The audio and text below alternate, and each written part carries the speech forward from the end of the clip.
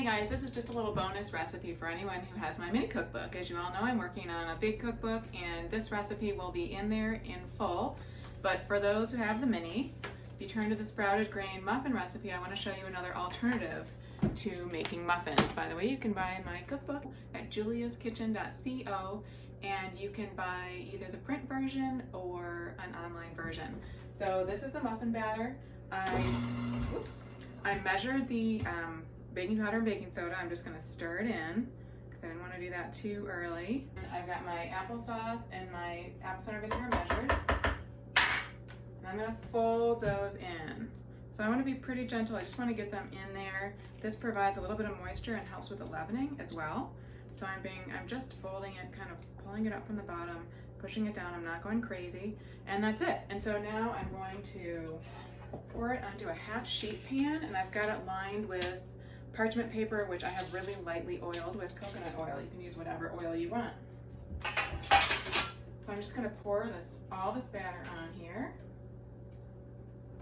Spread this out. Get this in the oven at 350 degrees, and I'm going to bake it for about probably 10 or 15 minutes. I'm baking it in an oven I don't usually use, so I'm not really sure. I'll let you know when I pull it out. So I'm just going to make sure I use all that batter. And I'm going to pop this in the oven, and I'll be back when it's baked.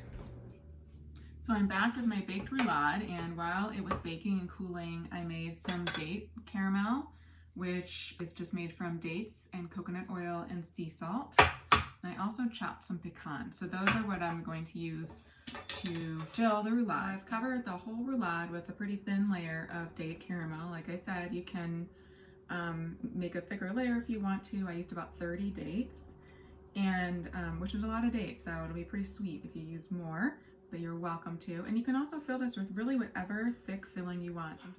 And I'm just gonna cover like a little more than 3/4 with the pecans because I want to have that edge to stick when I roll it up. You'll see in a second what I mean. I'm going to take this bottom edge and I'm going to roll it, taking the parchment paper off, unpeeling the parchment paper as I roll it. And sometimes it'll stick a little bit, and that's okay. It might even break, no problem. You're just going to be able to patch it up. It's amazingly resilient. And I'm just going to kind of squeeze it together as I roll it and just keep on unrolling the parchment paper. Just roll it. Probably didn't put quite enough coconut oil on. I think I probably missed a couple spots, but again, it's no problem. And then I'm just going to cut, really holding them really tightly, I'm going to cut the individual roulades. So you can either put them with the spiral side up, or you can stack them kind of sideways.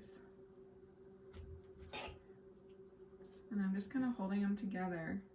And I'm going to pop these in the oven at like 325 for probably like 5 or 10 minutes just to kind of crisp them up and help them hold together. The last step is just to frost them. Usually I use the coconut whip. That is, the recipe is in the mini cookbook, but I happen to have some cashew cream cheese frosting, and so I just threw it in a piping bag and I'm just gonna pipe it on. You don't have to worry about getting fancy. Usually I will just use a spoon.